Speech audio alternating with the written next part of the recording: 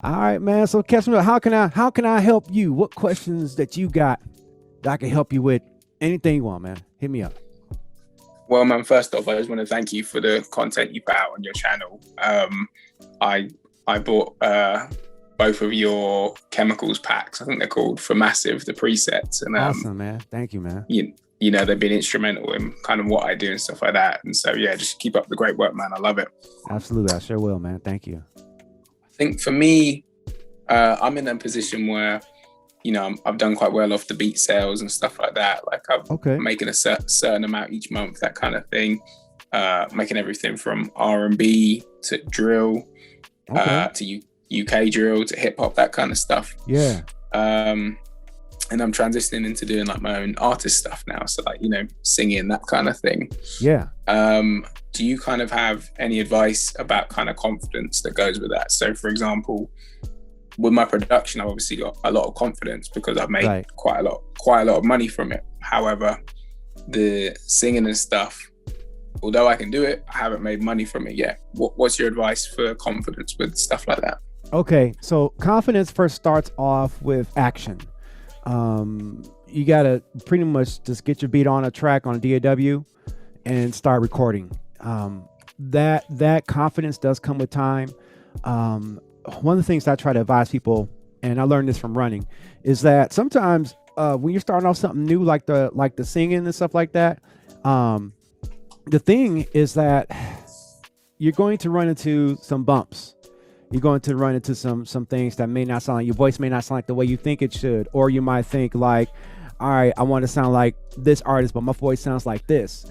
And the confidence comes from you starting to record and then getting used to how you sound. Because a lot of people that I run into who haven't done that, they're like, oh my God, I can't stand how I sound, stuff like that, you know?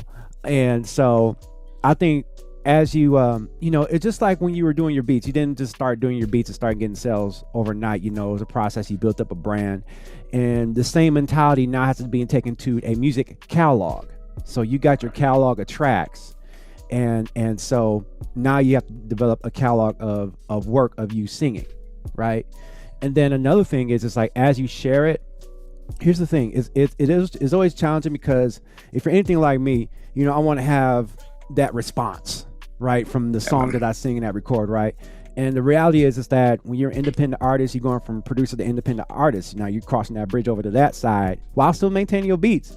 But at that point, it's a grind, and you're going to be listening to your own music a lot, and you may not get a lot of response. But what happens though is that you give people an opportunity to actually learn more about you on that side, and your audience starts to build for that. The people who are the audience for your beat sales are going to be a different target audience than your music, right? So, and one thing I've learned is like you may have an audience for your beats, but they might not have a necessary audience for your singing, and that doesn't mean that you're bad or anything like that, but it does mean that you have to build up an audience around that. So just know that everybody starts somewhere. That's one way of confidence. Know everybody starts somewhere. Start recording. And don't be afraid to drop singles. Focus more on singles. That's another thing I try to advise, especially if you're starting off to create music. Focus on singles because singles are much more low in the maintenance. It's easier to build a catalog that way. Everybody's pretty much breaking albums down into playlists anyway. And with that, having a collection of like, to say 10 singles is a lot faster and less emotionally draining to achieve than trying to drop a freaking 16-song album or a 7-song EP. So yeah, definitely that's some ways that you can do to build confidence and stuff like that. When you talk about with your confidence, you worry about how you sound, voice control, pitch. What is it that you deal with on that? I think you've kind of hit the nail on the head with it on that one. I'm quite a perfectionist because of the beat making and stuff like that. For example, if a synth doesn't sound a certain way, well, I can just tweak a parameter, or right. If FL Studio is not really cutting it, well, I'm able to too. However, when it comes to the singing, obviously, whilst I can do it, it's not at the same level kind of as the production yet. So I'm hoping to kind of balance it out. One other thing I was going to ask you as well, which is quite specific kind of. Sure. Have you heard of Brent Fires and Sonder, those kind of people? Yeah. Right. So, the kind of vocal harmonies and backing vocals he does and stuff like that. Do you have any tips when it comes to kind of mixing those kind of things? So like with reverb and stuff like that, I was just wondering if you had any tips off the top of your head. Or... Yeah, absolutely. When it comes to mixing vocals, I always like to use less is more. Right. Even though you know how music is now, they got that big shout in the background, washed in reverb, that hey, you know, they got all that. But a couple rules of thumbs I always do when recording vocals. The first thing is always like to put a high pass filter on every vocal that I do. Without even hearing it, I'm already adding a high pass filter on each channel for the vocal to get rid of mud. And then for a part in harmony, I'll do at least 3 vocals or 4 vocals for one part of the harmony, with each 2 of those vocals playing left and right. Right. And then for those parts of harmony, I'll put them on a bus, and then I turn that darn thing down because it's very easy for all those vocal channels to just blow out your mix, right? So you get all those background vocals on channels, put that on a bus, then I could press that bus, right? Then if I want to, I'll experiment with some chorus. I'm not a big fan of chorus, but I'll sprinkle it in a little bit, and then add some reverb there as a group. It's a pain to add reverb to each channel by itself. That's why the buses come into play. And those are some things that I do to kind of help get those background vocals in check and harmony. Definitely, if you got a computer powerful enough, I drop a little bit of tune on it, a little pitch correction. Never hurt anybody. Yeah, sure. I use Melodyne for that mostly. Right. Melodyne is good. I think that I'll use Melodyne for my lead, but then I'll use auto-tune for the background vocals for speed's sake.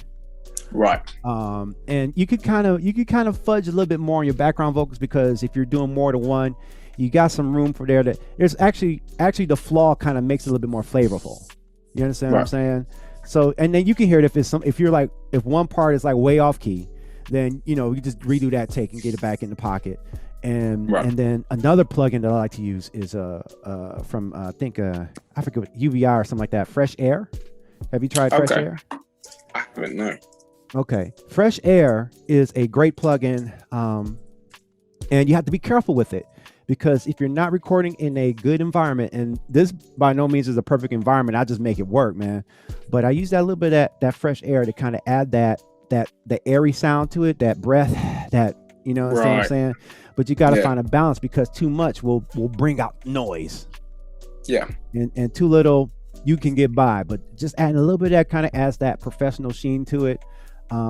Gives you that Sony $8,000 microphone sound, So that's what I would do about background vocals. But yeah, Melodyne is good. It just takes longer to put the notes where they belong, versus the auto-tune where you can set your scale up, dial it in at a certain place, and then just let it ride and get your results a little bit faster. But definitely Melodyne is better for more natural pitch correction. But if you want something a little bit more faster, get in there, get it done, auto-tune is a good place to go. Yeah. Fair man. Thank you for that. And also, what I was going to ask you was, again, a more personal question. Yeah, absolutely. How do you deal with frustration when you're making a project and it's not quite sounding how you want it to sound, or you've made something and it's not quite at the level you want it to be? Do you experience that? Do you have any advice for that? What are your thoughts with that? Yeah, I definitely ran a lot of times while I'm working on a project and it's not probably turning out the way that I heard it in my head or envisioned it. And oftentimes when we work on projects, we're not getting that emotional feedback that we want. We're not feeling it, because it's like, and oftentimes when you're working on it so much, you just get tired of the doggone song. And another mistake that I've made is that I'll start thinking about how people respond to the song before I finish the song. Yeah. And what happens is that inside of my head, I'm start playing out this narration of not too many people clicking on it. Maybe one person might give it a like and may get a couple streams or so. And it kind of creates a demotivational thing going on where it's like, I don't know about this song. I don't want to finish it, But the interesting thing about this that I learned about music is that when we shut down a song, we take away the opportunity to let somebody else decide for themselves whether the song is dope or not.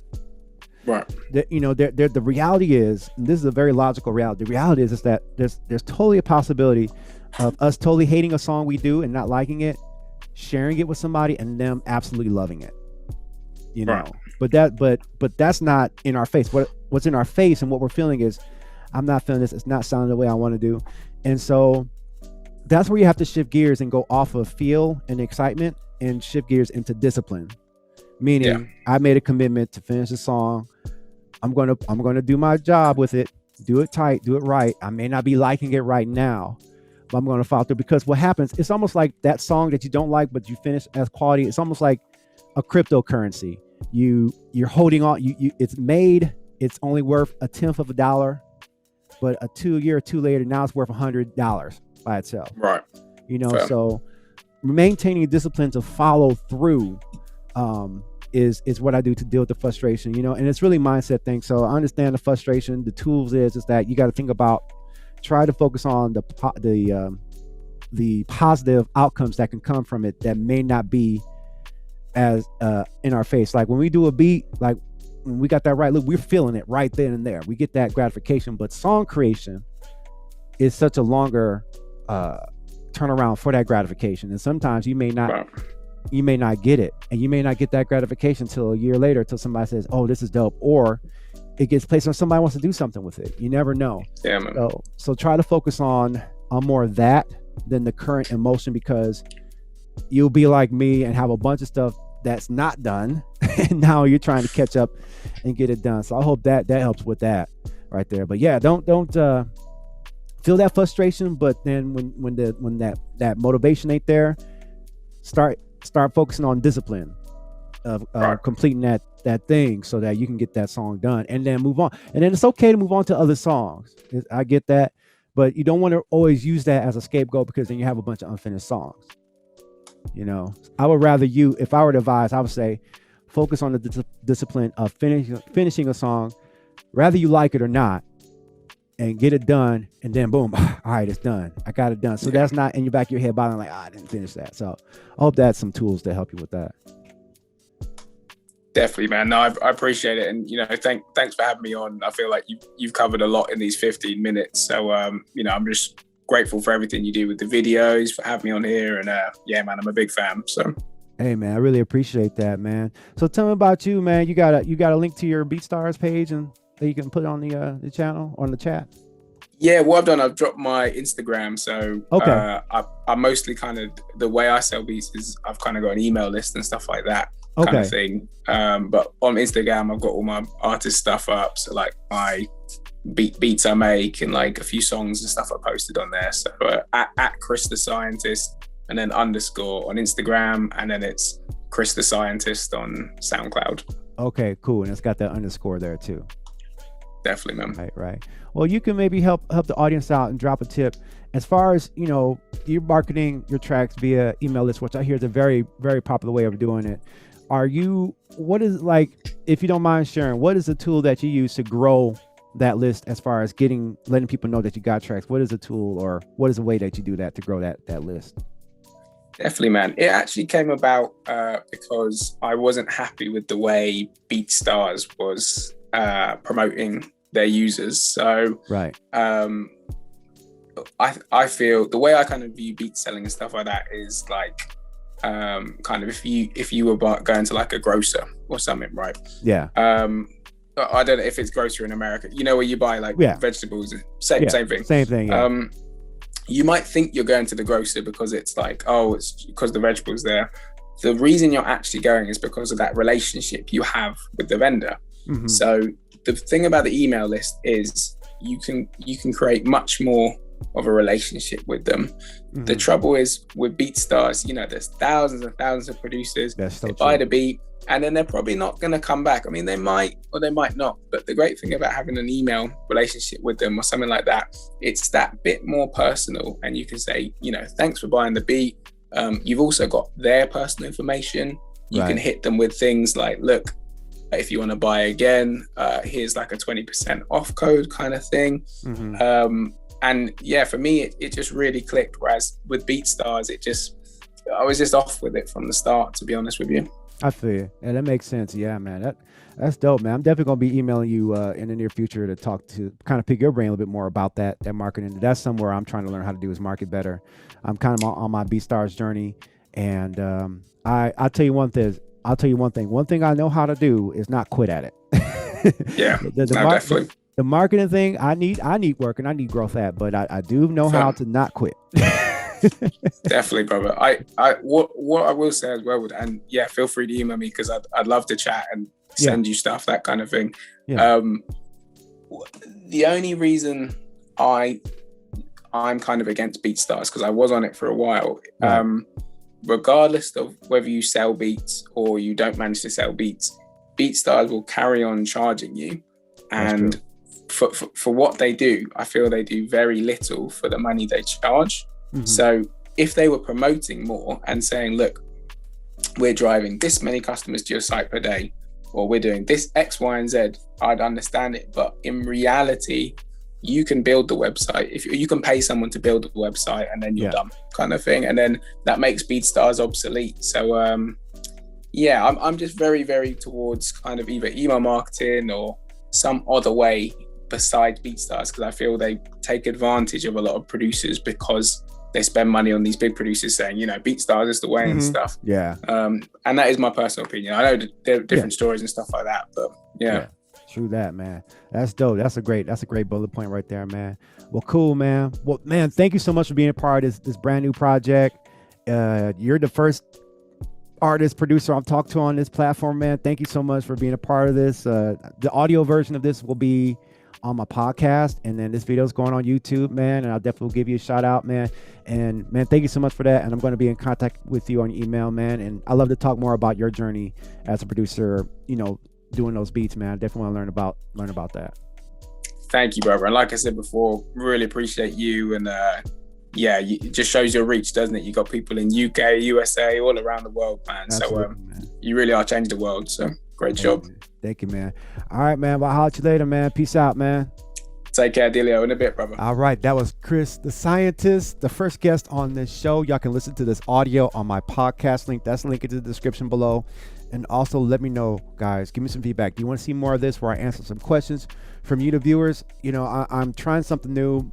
I feel really good about it, and I had fun doing that. I hope you guys had fun watching it. So make sure you hit the subscribe button, and I want to do this again. I'm still learning how to do this, guys. So I'm a little slow, not proficient at it. This is something brand new, but I really liked it. I have fun doing that. And plus it's great content for everybody, and I get to learn some things too as well. So if you like that, stay tuned for more. Make sure you hit the subscribe button like that. And I'll see y'all later in the next video. Peace out. Touch.